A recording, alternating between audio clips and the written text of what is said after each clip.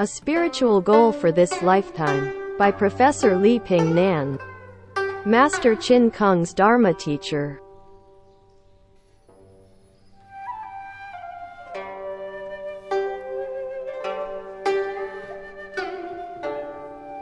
Professor Li Ping-Nan was Master Chin Kung's Dharma teacher.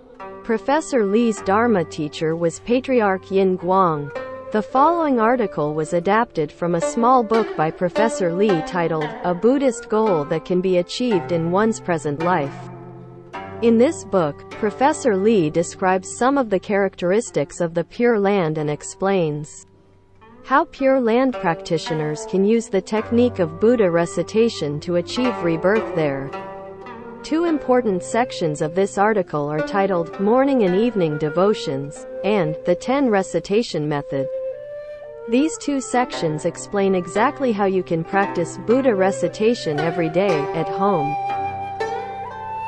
Life is difficult most of the time.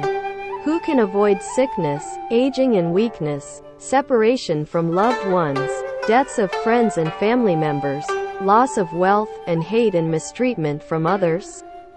The poor seek wealth, the childless want to have children, the unemployed want to find work, and on and on. How many of these wishes can come true? Is there any way to solve these unfortunate problems? Life is full of calamities. Many people die in hurricanes, earthquakes, floods, and fires. Many others starve due to drought or too much rain. Unexpected death is facing us every year. In a nuclear or biological war, the human race could be eliminated. Is there any way to avoid these disasters?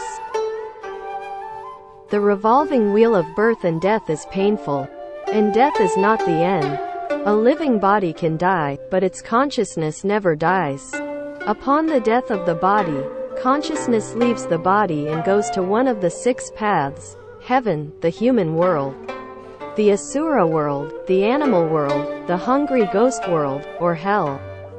Heaven and the human world are the better places of these six, but the cycle of birth and death is unavoidable. Everybody has to go through the birth and death cycle on one of the six paths. Imagine how terrible it must be in the animal world, and how painful it must be in hell. The birth and death cycle through the six paths is known as the six-path revolving wheel of birth and death. Is there any way to escape this revolving wheel of birth and death and secure a peaceful, happy eternal life? Overcoming life's difficulties and escaping from the cycle of birth and death. Eliminate life's difficulties and divert calamities. Whether we have a fortunate life or an unfortunate life is determined by our own mind and our own behavior. It is a system of cause and effect. Causes and effects involve three time periods: the past, the present, and the future. A difficult life and the occurrence of disasters are results of previous evil thoughts or bad behavior, but can divert and avoid unfortunate events by reciting Buddha's name. The sutras tell us that serious offenses and crimes committed eons ago can be eliminated by sincerely reciting Buddha's name. The sutras also say that there is a limitless number of Buddhas in the universe who protect those who recite Amitabha Buddha. Buddha possesses infinite virtue, supreme wisdom, and boundless might. If you have Buddha's blessing, no disaster can befall you.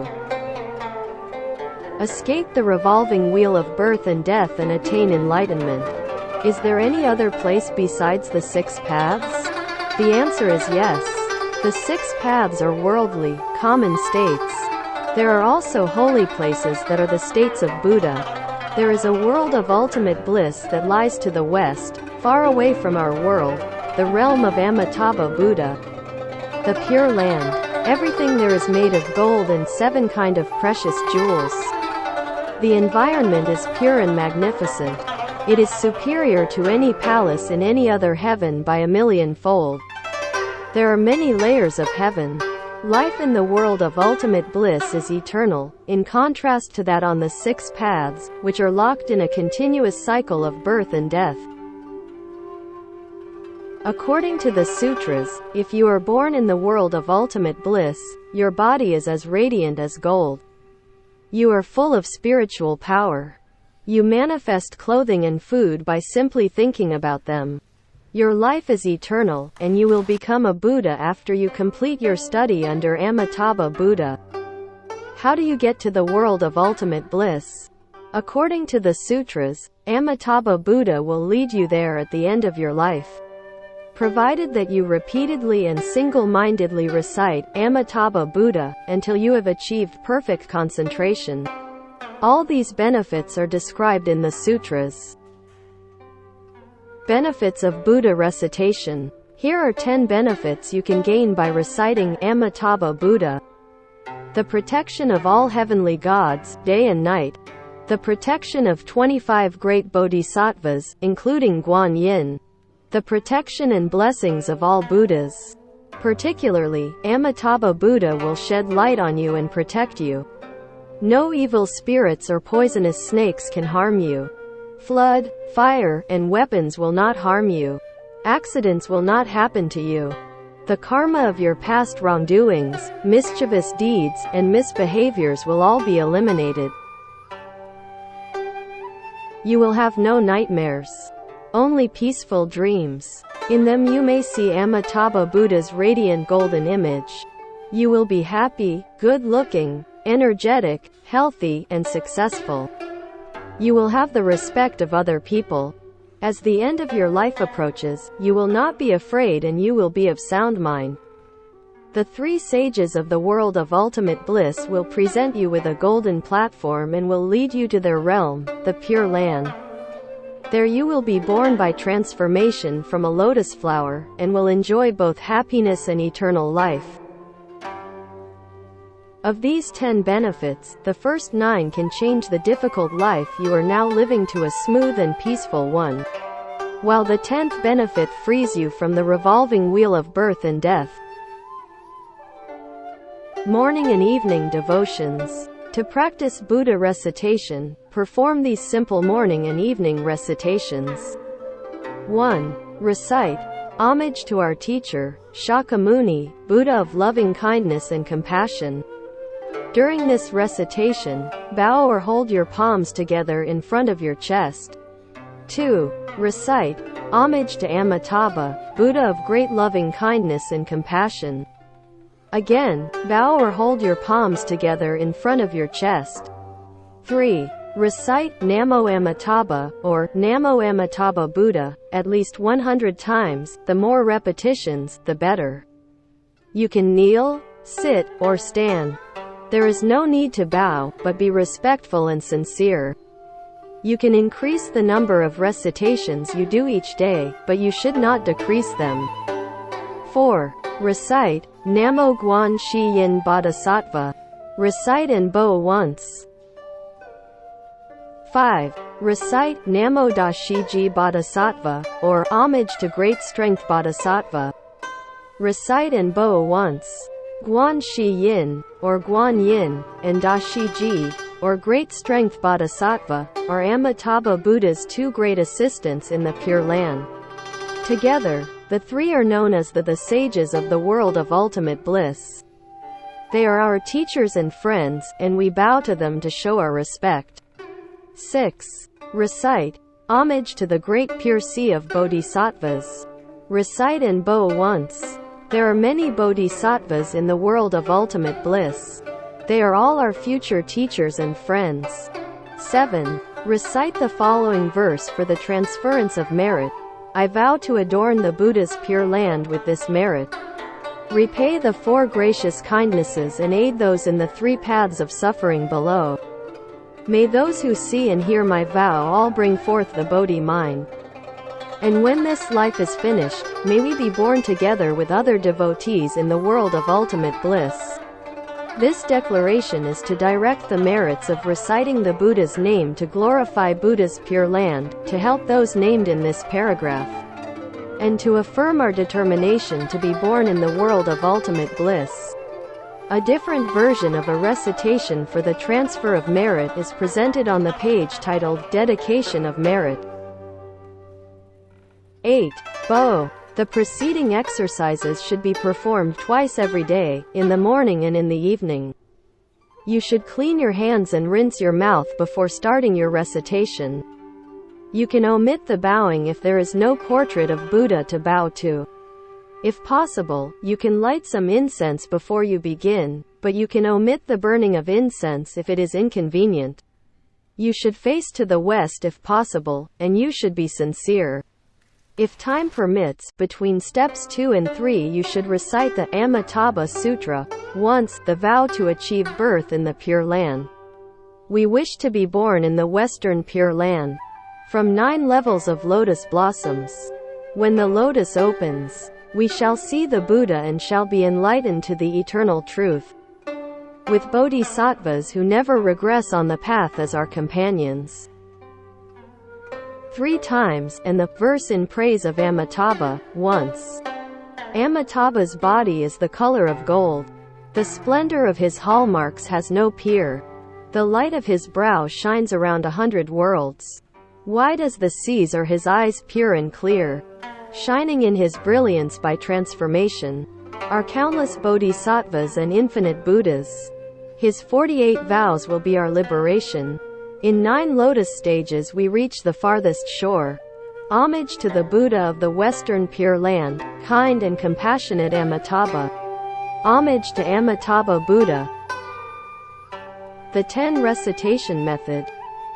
The exercise presented in the previous section is designed for very busy people, and the following 2-step exercise is designed for people who are even busier than that. It takes only 5 minutes to complete, and it is the simplest and the most practical method for assuring success in this lifetime. 1. Recite the words, Namo Amitabha, or Namo Amitabha Buddha, 3, 5, or more times as you take 1 breath. Repeat this exercise with each breath for 10 breaths. 2. Finish this exercise by reciting the verse for the transference of merit presented in step 7 of the previous exercise, or on the page titled, Dedication of Merit. The most important requirement for practicing this method is to do your recitations both in the morning and in the evening, every day. Face a portrait of Buddha if you have one, and try to face west as you recite. Ingredients for success in Buddha recitation. Recitation and good behavior. Reciting Buddha's name is the main ingredient for success in Buddha recitation. Good behaviors are the supplemental ingredients. Both are necessary to assure full benefits and success in practicing Buddhism. They are like the 2 wings of a bird. Both are required for a bird to fly. Many people cannot distinguish good behaviors from evil ones.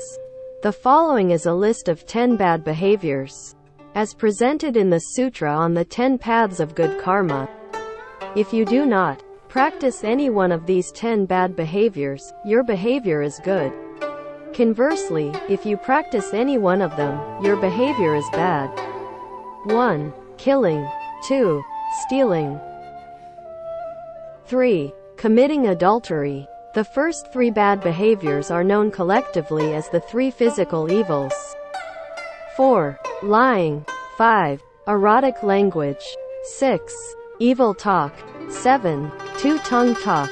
Bad behaviors 4 through 7 are known as the 4 oral evils. 8. Greed. 9. Anger. 10. Delusion. Bad behaviors 8 through 10 are called the 3 mental evils. Points to remember about the 10 bad behaviors. Injuring an animal, large or small, is considered killing. If one acquires property or fame through dishonest or illegal means such as stealing, robbery, cheating, or coercion, it is considered stealing. Any sexual activity between people who are not husband and wife is adultery. Any talk that is less than true is lying. Any oral or written language that advocates excessive or abnormal sexual behavior is considered erotic language. Impolite, scornful, or hostile language is evil talk. Using language to divide other people's friendship and mutual trust is two-tongue talk. Excessive or ceaseless desire for property and wealth, with a failure to give to good causes, is greed. Flying into a rage whenever something desired is not acquired as desired is anger. Lack of wisdom, unreasonableness, being opinionated, and refusing to believe the Buddha's teachings on causality are all forms of delusion. Conditions for being born in the Pure Land. There are 84,000 ways of practicing Buddhism, but reciting Buddha's name in order to be born in the world of ultimate bliss is a special method. It has been called the greatest path of all paths. Although the method is very simple, the principle is beyond our comprehension. Only a Buddha can really understanding it. However, one does not need to understand the principle to practice it and to reap its full benefits. Remember that a Buddha has the highest moral standards, and that the words of a Buddha are always true. Consequently, whatever is said in the sutras must be true. There are 3 conditions for being born in the world of ultimate bliss: belief, determination, and practice. These 3 conditions can be summed up as follows. To succeed in Buddha recitation, we must believe that there is a world of ultimate bliss, and that we can be born there if we recite Buddha's name. Second, we must realize that this is the evil world of the 5 turbidities, and that we must have a firm and sincere determination to go to the world of ultimate bliss in order to be reborn there. Third, we must practice reciting Buddha's name every day. Follow successful examples. There are many examples we can follow to achieve success in Buddha recitation. Because of his great kindness and compassion, Shakyamuni Buddha taught us how to recite Buddha's name in order to be born into the world of ultimate bliss. This is the simplest, surest way of escaping from the cycle of birth and death and attaining enlightenment. All other paths are much more difficult. Many great scholars have studied the path of Buddha recitation and discovered that the more they studied it, the more they appreciated it, and the more they became convinced that it is the most suitable path for everybody. In the Flower Adornment Assembly, both Wen Shu and Pu Xian, 2 sages who are assistants to Shakyamuni Buddha, advised people to practice this path. The 2 great bodhisattvas of India, Ma Ming and Lung Shu, advocated Buddha recitation as the path for everybody. In China, great Dharma masters from Wei Yuan to Yin Guang started practicing other paths but later switched to this path. There are countless numbers of great masters and other persons who have practiced and embraced this path. We should follow their examples. Study the sutras. The Pure Land path is mentioned in almost all Buddhist sutras. However, 3 sutras discuss it most specifically: the Amitabha Sutra, the Infinite Life Sutra, and the Contemplation Sutra. One should read the Amitabha Sutra many times. If time permits, one should read other sutras, commentaries, and other materials about the Pure Land and Pure Land study. Common erroneous ideas. There are several erroneous ideas that can adversely affect your Pure Land study. Good thoughts and good behavior are as good as reciting Buddha's name. Everyone has experienced the evil mindsets of greed, anger, and delusion. Furthermore, many people often commit the physical evils of killing, stealing, and adultery. Consequently, you probably cannot say that you always have decent thoughts and exemplary behavior. Even if you did, these merits would only help you cultivate your future fortune and well-being. That is, they could help you attain rebirth in a heaven or as a human being after your present life. But they would not help you escape from the cycle of birth and death or to achieve rebirth in the world of ultimate bliss. If you want to be in the world of ultimate bliss, you must cultivate wisdom. Wisdom can be cultivated through the recitation of Buddha's name. It is important that you distinguish wisdom from good fortune. Do not confuse them and miss the chance of going to the world of ultimate bliss. It is important that you distinguish wisdom from good fortune. Do not confuse them and miss the chance of going to the world of ultimate bliss. and be reborn in the world of ultimate bliss. So do not take it lightly.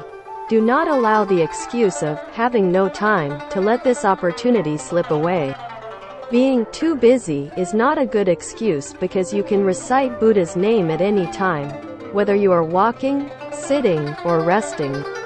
No matter what your vocation is, education, farming, industry, or business, you can practice Buddha recitation without affecting your work. The following passage, called "Not Busy," will show that you are not too busy to recite Buddha's name. Not busy. You are really not busy, yet you insist that you are. There are 24 hours in a day, 8 hours for sleep, 3 hours for meals, 1 hour for coffee, refreshments, and bathroom breaks, at least 2 hours to go out for a drink and to return home and chat, and 2 hours for a nap, making a total of 16 hours. You may have many things to do for the remaining 8 hours. But you cannot say that it's too time-consuming if you devote just half an hour to recite Buddha's name. If you want to put off reciting Buddha's name until some future time, you should remember that life is as fleeting as a breath, and that death makes no distinction between the young and the old. Do not forget the pain we suffer on the revolving wheel of birth and death. Escaping this suffering and being born in the world of ultimate bliss is life's most important business. Guidelines to remember when reciting Buddha's name. When reciting Buddha's name, you must set everything else aside and concentrate. Recitation of Buddha's name must be initiated by your mind, must be recited by your mouth, must enter your ears, and must register in your mind. You must think clearly, recite clearly, and hear clearly. Only in this way you can get a result. Clearing up some misconceptions. Some people say, "We live in a dormitory or other shared quarters. It is inconvenient to bow and pay homage to Buddha. We would disturb other people if we recite." Answer: it is true there are some inconveniences involved in reciting in a public place. But if you realize how important Buddha recitation is, you can sincerely recite Buddha's name in your mind, without making a sound, and you will attain all the benefits of Buddha recitation. It is not necessary to recite and bow in front of a portrait of Buddha if that is inconvenient. The most important thing is to be sincere. Some say, "I don't have time to visit a monastery, temple, or learning center." Answer: you do not have to go to those places to practice Buddha recitation. You can recite Buddha's name at home. Some say, reciting Buddha's name is for those who have money. I do not have money for this. Answer: there is no need to spend any money.